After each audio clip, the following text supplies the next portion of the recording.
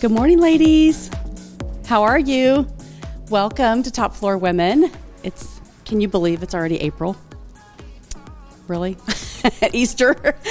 So I'm really excited that you're here. You guys are continuing to just build what Mindy Epstein, right, had in her heart to serve women and in personal and professional development.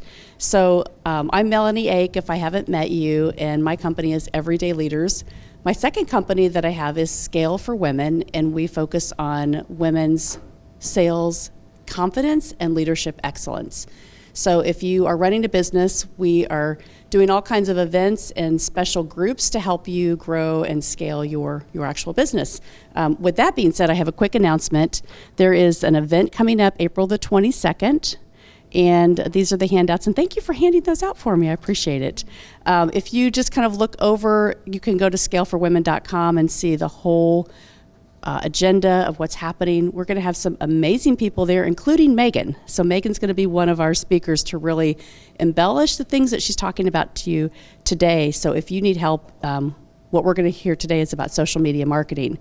At the event, we're going to hear about website SEO, so which goes right along with how to really market and target your business, as well as community building. So we're going to have B's partner in crime, Tandy Shuck. She's the director of leadership Johnson County. She's going to be on our panel to talk about how we can become for our community. What are the things that we can do to really engage our business and grow our business and have resources and collaborate together. So many topics, but go to the website scaleforwomen.com. If you use the code, and today's Lisa's opportunity because her last name is a code that will generate 50% off for this event. So if you use Stokes, S-T-O-K-E-S, you will get 50% off of the registration fee, and that is April the 22nd. We do have opportunities for sponsors, for grab bags, and all kinds of things to promote your business. So let me know if you have interest with that. And I also wanted to recognize Angie Redmond. She helps with co-sponsoring this event. Angie is an HR specialist. Strive HR is her company, so HR consulting. And Joe Ake Studios is helping us with the recording today, so if you need any media assistance. All right. It's going to be fun. It's going to be fun. So, and also if you want to be a speaker for this, you can just go to topfloorwomen.org and fill out the registration, and you can be a speaker for us 1 month. So we'd love to host that. All right, anything else? Any other announcements? Yes. The last month for May, we'll be here in Franklin. So we are going to move for June and July. Right now, we're going to the Aspire Greenwood Johnson County offices. And so we will give you updates on that and locations. And you can check the website at topfloorwomen.org. All right. Okay. So now on to our speaker today. Really excited, you guys. I have been in groups, women's organizations where Megan has been a speaker, and she has just lit the room on fire, and things that have happened next have been amazing. Literally, yes. Talk about fire starter, right? But here's a little bit more about Megan. She is the founder and CEO of Socially Acceptable, and you can go find her on sociallyacceptable.net, an Indianapolis-based social media marketing firm. She has over 25 years of experience working with companies of all sizes and has worked in the agency, corporate, and nonprofit sectors. Through her diverse background in both nonprofit and for-profit marketing, she's utilized her skills in various disciplines, including copywriting, we all need that, digital marketing, production, advertising, and donor relations. In 2012, so 11 years ago, she launched Socially Acceptable to help small businesses and nonprofit organizations tell their story through and navigate ever-changing social media landscapes. She consults and coaches on social strategy and assists clients by creating exciting social and digital campaigns designed to engage customers, donors, and supporters. She's an adjunct professor at Indiana University, teaching digital fundraising through the Lilly Family School of Philanthropy. So welcome, Megan. Thank you. Really excited to have you here. Thank you. Thanks, guys.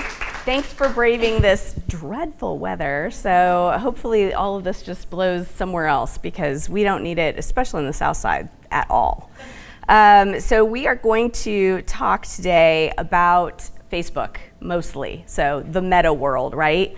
How familiar are you guys with Facebook, just in general? A little bit, a lot of bit. Okay, so we're going to talk a lot today about Zuck and Zuck's folly, as I like to call it, because lordy, they have made some crazy decisions with that company. But we're going to talk through a number of things today. We're going to talk about social facts. We're going to talk about changes, all the Facebook changes. We're going to talk about the death of Facebook, measuring and what to measure, and 4 types of business users that are out there and where maybe you fall into that or where you might want to fall into that.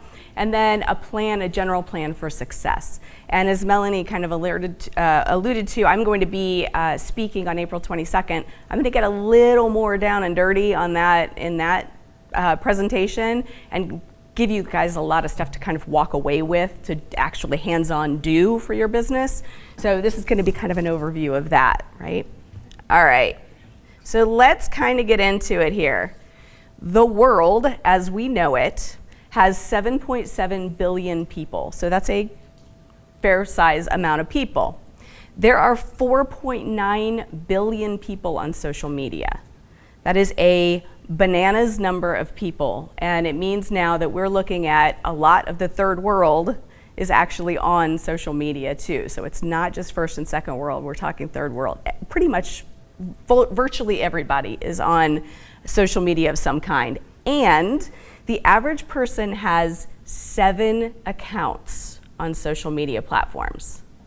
So that seems ridiculous. Like, how do people have 7 accounts? And then you have to stop and you have to think about all of the different types of platforms that are out there. So we've got, and I'm going to look at my notes here, Facebook, Instagram, Twitter, LinkedIn, YouTube, Pinterest, TikTok, Snapchat, WhatsApp, Parler, Telegram, Discord, Twitch, Clubhouse, Be Real, Mastodon, Clapper, etc., etc., etc. How many of you guys recognized all of those? Right. Okay, not a surprise. Some of them are actually, pretty Asia specific. There's a lot that are. Some of them are brand new. So things like Clapper, it was designed for Gen X. What? Something's actually designed for Gen X? Like, we exist? No way. So it's no surprise that you guys don't know all of them. How many of you are on a couple of them? All right. How about 3 or 4 of them? All right. 5 or 6 of them? Hey, Melanie. What are yours? Twitter, LinkedIn, Instagram, Facebook, obviously. Slack. That's a pseudo one. Yeah. I'll give it to you. So kind of those, I'm going to do it all across, when I post something, I have different links set up to kind of cross-post. Excellent. But those are really the ones, and Slack was just because of the sales environment. Yep. Slack, if you guys aren't familiar with it, if you're not using it in your business, it can be really good if you have remote teams. I use it all the time for my remote teams. So it's pretty cool. Yeah, so I'll give that one to you. I'm not sure it's social as much, but all right. Okay. So lots and lots of people, obviously, on lots and lots of platforms. 74%, actually a little bit more than that now, check those social media platforms every single day. So what does that tell you? Like, that should tell you that social media is a huge part of our world anymore, which means it's a huge part of our businesses now. If you're checking those every single day, I mean, that is a ginormous piece of your business, right? So it is integral to our communication. It's integral to our entertainment. It is a big, big deal. The average daily time that people are spending on social media now is about 2 hours and 40 minutes. So it's taking up a ton of our time. Oops, went too fast. 98% of social media traffic now is coming from mobile. And that's important to keep in mind, because if you are designing content, you need to be thinking about what people are doing when they're checking their social media. Little social experiment. Next time you guys are at a restaurant, put your own phone down, right? And just have a look around the restaurant and see how many people are on their phones. pretty much throughout the entire meal. I watched my family last night at dinner. So my daughter is 23, my husband, they both were sitting across the table from each other, and they're both looking at Twitter. I hate Twitter, by the way, but they're tweeting back and forth and sharing news and all kinds of stuff. And I'm sitting there just watching, and then I start looking around and I'm like, I'll be damned, yeah, like everybody is doing this, it's crazy. So when you're designing your content, be sure you're thinking about that type of stuff, right? It's like when you're designing a website, and with as many people, basically 98% of people now checking their phones for their social media and websites, you have to be able to design that content and your website to attract those audiences. All right. Let's talk about the biggest elephant in the room, the biggest animal out there on social media. This number relates to Facebook. Does anybody have any idea what this is a percentage of? How many times they changed the algorithm?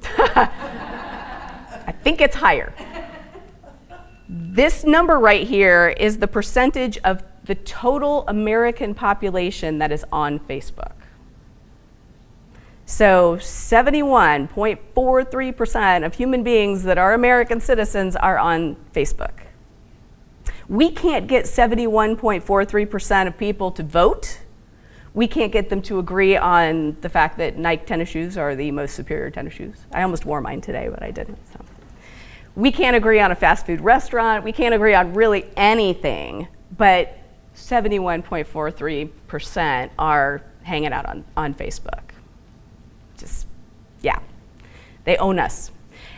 This right here, I just wanted to share with you guys. This is, oops, I went back too far. Jeez. This is actual live footage of me having a meltdown about Facebook virtually every single day, right? This is what I go through, I swear to you, with Facebook. Show of hands, how many people have either been hacked, locked out of their account for some reason somehow, denied the ability to advertise something? Okay. Yeah, like super frustrating. How many of you were able to easily get through customer service? Nobody. Yeah, that does not surprise me. Right. So we post on social media, we post on Facebook, we post on Instagram, we don't get seen, we don't get reach. It's just super frustrating, right? It's really awful. We're not getting leads, we're not getting sales, and yet we're out there pushing all the time and trying to create more content for this beast, this machine. We keep stressing about this. And the changes to Facebook and Instagram every single day. I kid you not, every day something changes or something goes away and there's zero communication. And I'm in this thing all day, every day, so let me tell you. Trends that are happening right now. AI is huge, and it looks like, if you're not familiar with AI, just Google that bad boy. And for a real good time, hop on ChatGPT, chat.ai, wowzers. Like, you can do a ton of things with it, and it's free right now. And I'm not going to get into it too much, but we can talk about it afterwards if you want to. It looks like LinkedIn is probably leading the way where it comes when AI is concerned, and what they're starting to do is to generate questions on the platform to get people talking. So that's kind of a new thing that LinkedIn is starting to do. Instagram broadcast channels, those are pretty new as well. And the professional mode for Instagram and Facebook are new as well. Professional mode is a way to convert your personal page over into a business page. I'm not totally sold on the fact that it's going to get you more reach or anything fabulous, but it does give you some more metrics that you can measure. So if that's something that you're interested in knowing, what's happening, then professional mode might be for you, but just don't expect miracles because you're probably not going to get it. You do also have the ability to use the monetization tools that Facebook gives you as well. So if you start creating bang up content and Facebook wants to pay you, you could do that with this professional mode. All right. Meta Verified is a new thing too. So I went ahead and I got the little blue check mark. It started on Twitter, but because Facebook doesn't do anything uniquely or original, they stole it. And they realized, oh my gosh, somebody will pay for this. We're going to charge you $14.99 a month, and we'll give you the blue check mark. Okay, so it started originally in the US, or in Australia and New Zealand, and now it's available in the US. You get the blue check mark if that's something that you care about. You get a bunch of kind of cobbled together features that are okay. Supposedly better reach, the jury is out. And direct access to customer service. What?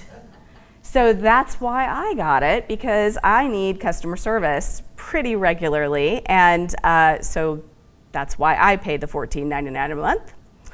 So this is an interesting little story that I saw. Somebody hacked into somebody's ad account a couple years ago, removed them from their account. They could not get back into their business manager, could not get back into their page. They sent multiple requests for help, crickets. Then they got the blue check mark. And then Facebook said, whoa, whoa, whoa, we're so sorry. And they apologized, which is crazy. So like this person says, it's frustrating that you have to pay to get that kind of support, but also, all right, we'll do it. So I have also heard of this going another way. So I have heard of a guy who actually didn't have Meta Verified. He got hacked. The hacker came in, changed their profile picture, and got verified on Facebook on Meta verification. So very much locking that person out of their account. So takeaways here, and what I want you guys to do, if you take nothing else away from what I'm talking about today, please, for the love of all things holy, enable two-factor authentication on your Facebook and your Instagram. Make sure you're making a note of that. You don't necessarily want to just do the SMS version. You want to go ahead and get an authenticator app like Google Authenticator and go that process.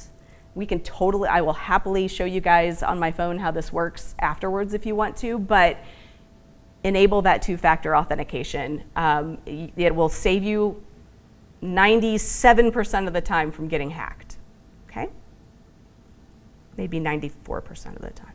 So 90-something percent, more.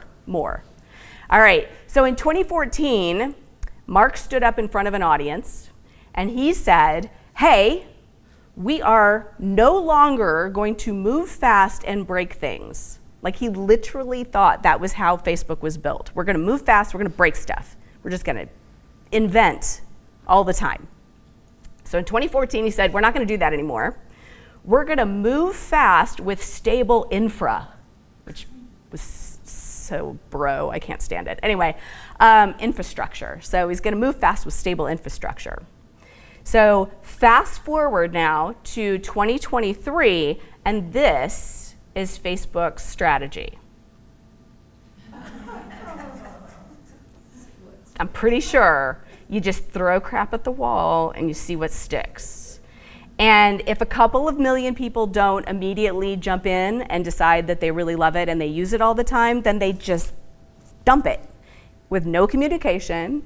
And so you log on and you're like, oh, I can't wait to, put my follow list together. No, that doesn't exist anymore. But boy, there's still links to it, it's just a hot mess, right? This thing is just a complete mess. And it's full of bugs and it's awful. I think there are a number of giant Facebook fails, all right? Constant changes. They happen all the time. One day we're in Business Manager, the next day it's called something completely different. We have Ad Manager that we're trying to figure out. We've got Business Suite. And Business Manager, if you've ever tried to walk anybody through that, will make you suicidal. Like, it is truly the most impossible thing to try to explain to folks. I have to do it all the time with clients, and it's awful. Like, we get on Zoom, and I try to walk them through it, and theirs looks different than mine, and it's just a hot mess.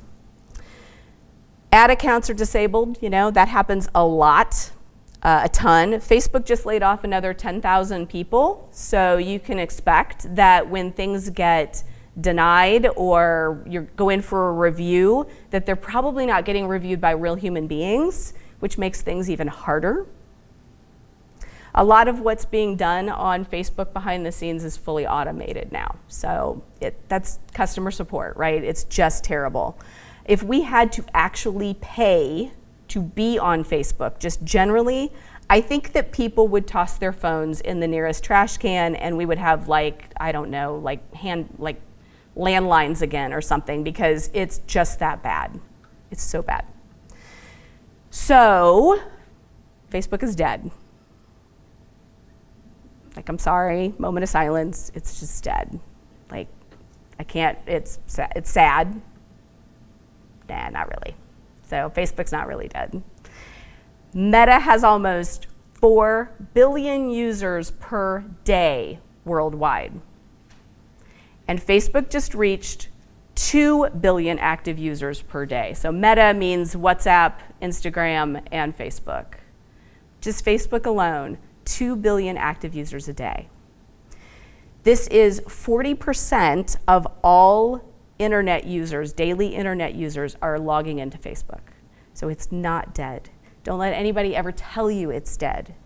If you are marketing on Facebook, it's okay. If your audience is there, it's okay. You don't have to go try to find Clubhouse. You don't have to go find Be Real. You don't have to go find Clapper, although it's kind of cool. You don't have to be on TikTok. It's going to get banned anyway, but you don't have to do it. Just don't let anybody tell you that it's dead.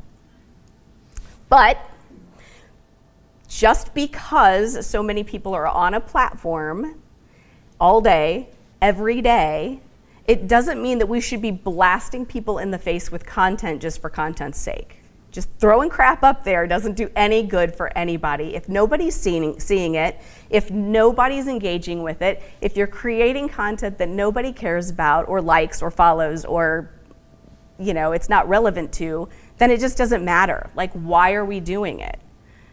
It's like taking this big universe of content and literally flushing it down a giant black hole. It just goes nowhere. I mean, it's pretty, but it doesn't go anywhere. So how does it help you grow your business? How does it help you with your sales? How does it get you more leads? That's what matters. So here's the thing. We are all just puppets, and we're all just sort of dancing to everything that Zuckerberg wants us to do all the time. We're following the new trends. We're creating more content. We're publishing reels. We're doing all this stuff. No, damn it, stop. If you are doing it all day, every day, cut it out. Do not play his game.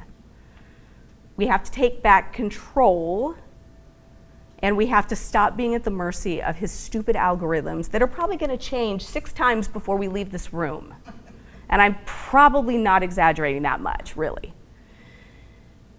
We're going to talk about getting real organic results and getting real in our business about this stuff. If you're getting great reach on your social media, that's awesome. Keep doing it. Good for you. I'm so glad. I'm happy. If you're not, join the club. There's a lot of people who aren't, right? The message here is quality over quantity.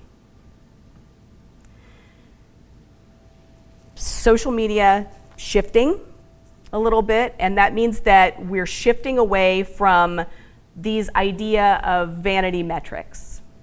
Likes, followers, that kind of stuff, vanity. It really just doesn't matter. If, God forbid, you have ever flirted with the idea of paying for followers, stop that right now. Smack yourself. Don't do that.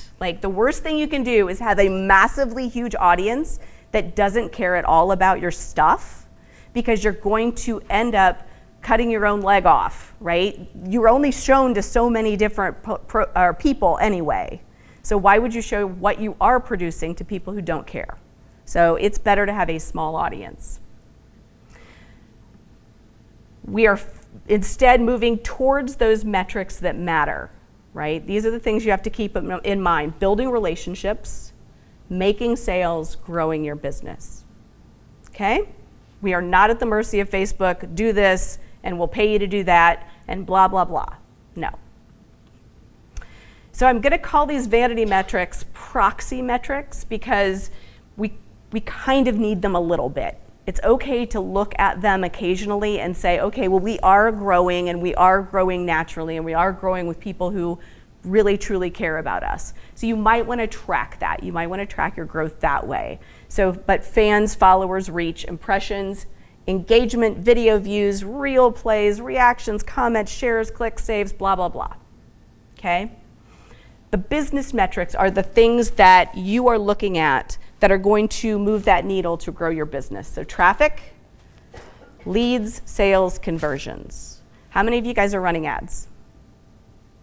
Okay. All right. Do you have your Facebook Pixel installed?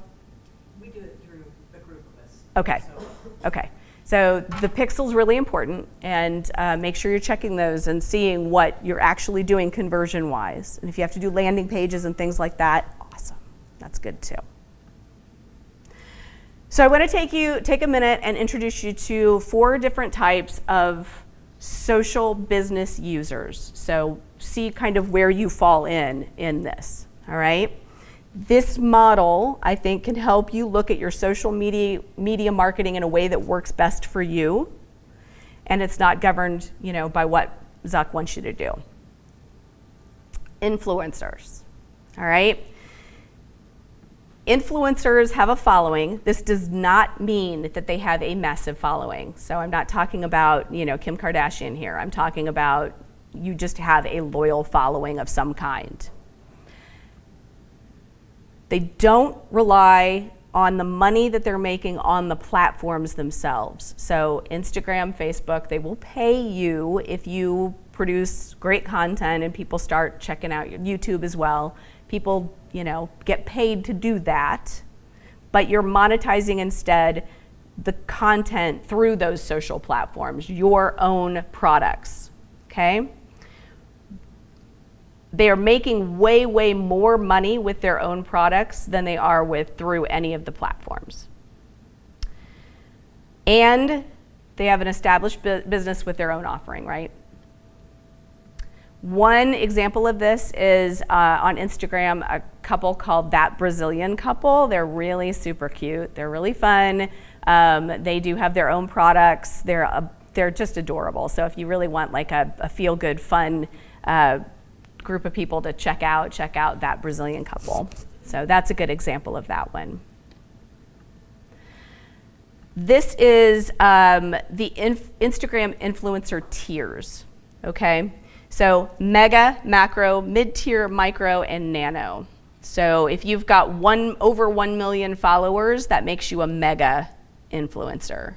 If you've got 1,000 to 10,000, then you're a nano, and everywhere in between. So again, it is far, far better to have a smaller audience of incredibly loyal, very engaged people that are following you than a mega audience of just kind of meh, all right? Creators are the next group. This is what folks from Facebook and Instagram, what Mark Zuckerberg wants everybody to be, okay? They publish a ton of content all the time. They monetize content primarily by relying on those third-party platforms, so the Facebook, the Instagrams, the YouTubes, the TikToks, right? The risk is incredibly high here, and the burnout is real.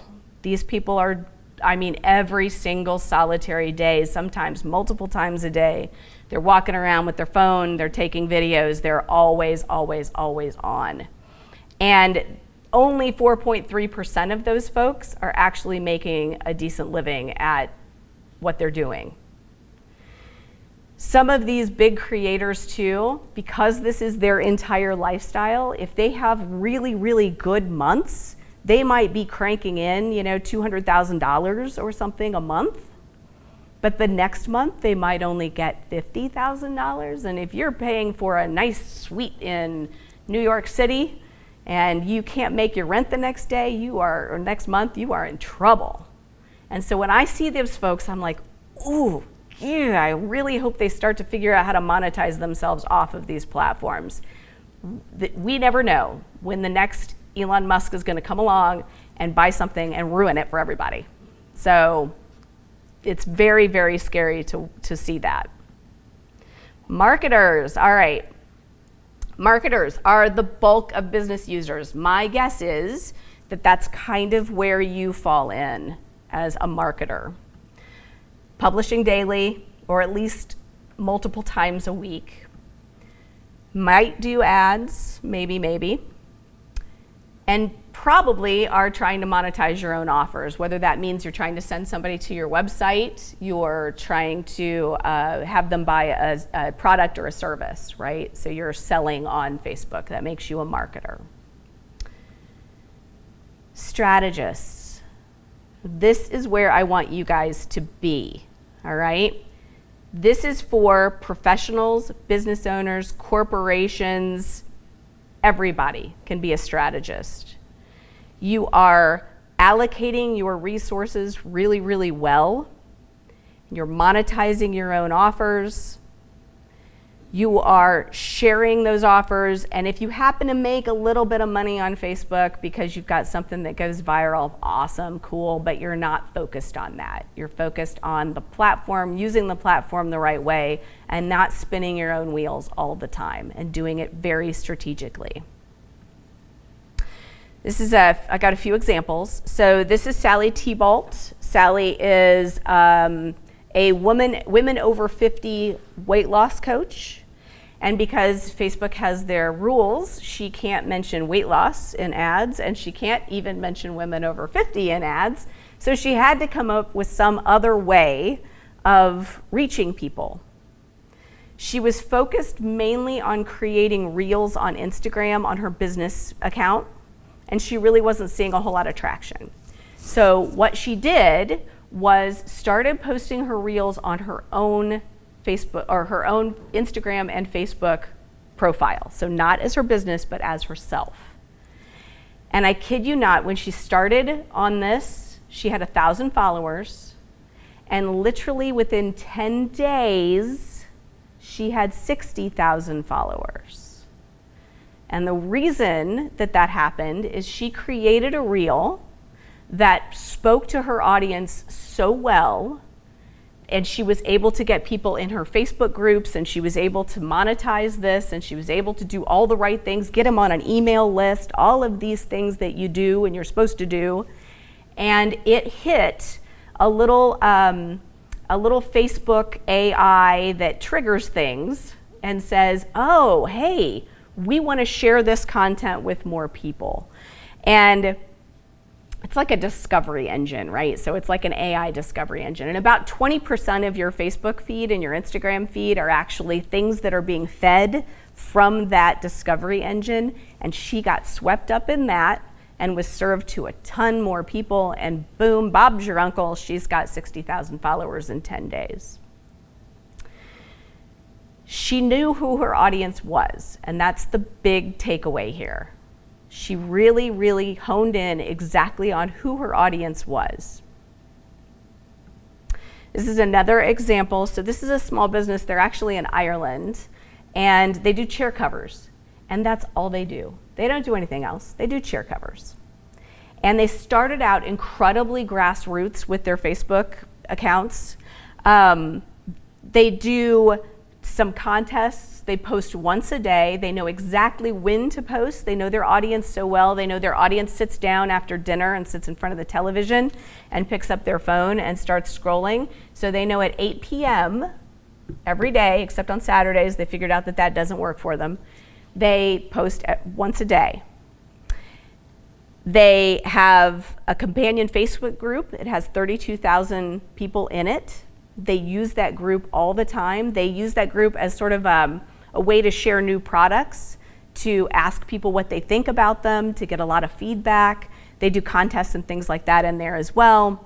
But they treat that Facebook group kind of like an extension of their own business. That's their loyal family that they talk to. And in their case, their growth has been all about consistency. So again, they're posting every day except on Saturday. They're they're doing it right. They know their audience. Last one, this is Carol Tuttle. Carol is an author and a relationship relationship specialist in the healing space. I don't claim to know what that means, but that's what she does.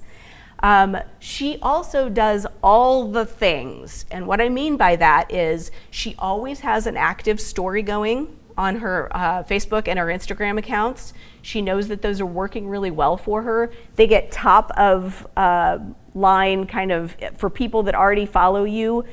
It's basically above the fold, right? Everybody sees that content.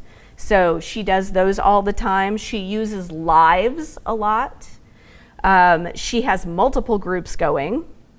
They do giveaways. She has a shop on Facebook. She does a ton of reels, and she's doing a lot of ads too. So she's paying for ads, and it's working really well for her. She understands that it's 2023, and unfortunately, Facebook is pay to play. Instagram is pay to play.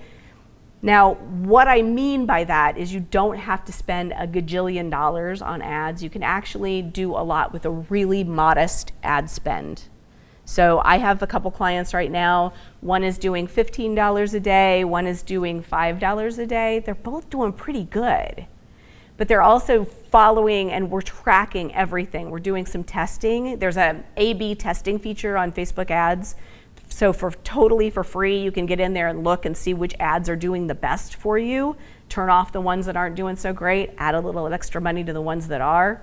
It works really, really well. So you don't have to spend a gajillion dollars, but the consistency and having something going will help to elevate your content and get you a little more organic views. Even if you're boosting content, if you're really smart about it, if you've got a post that naturally is going pretty well organically, go ahead and boost that one. Don't boost something immediately. Let it live a little bit on the platform, and then boost it if you've got some natural engagement.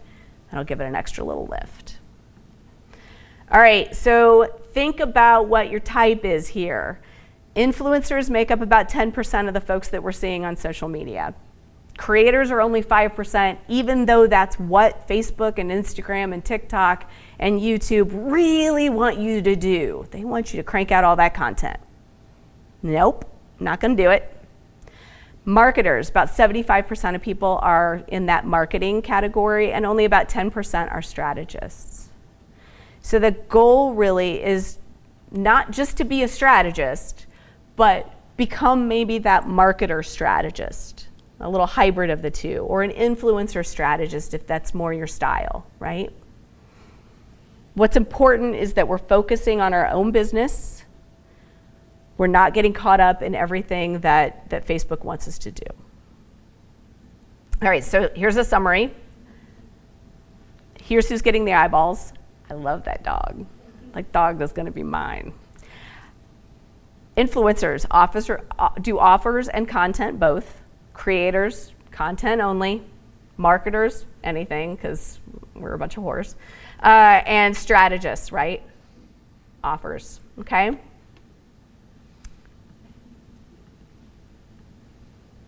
Okay, so what is the plan? You don't have to be on all of the social media platforms. Please, for the love, do not be on all social media platforms. If your audience is not there, then don't be there. It makes no sense to be on Snapchat unless you are talking to 14 to 20-year-olds. Don't do it. But pick the ones that matter most to your business and focus on those. And get a little gutsy maybe and try YouTube. So do some videos, short videos, some YouTube shorts, try some long form content. It's important to be somewhere that is not a meta property as well, because again, we don't know. Like, it could go belly up tomorrow. I just talked to a plumber in Rochester, New York, who wanted me to take his URL and point it at his Facebook page. And I thought I was gonna die. No, you have to have your own platform. You've gotta have your own space. So you have to have your own website. It's like, my God, what happens if like Mark Zuckerberg loses his mind? You will have nothing. YouTube is also really good for the SEO for your website as well. So if you can do a little bit of work on there, I think that's a fun one to play with. It's important to work on not just the content, but your community and your conversion when we're talking about what you're doing on social media. So community, build that community, and that might be a Facebook group.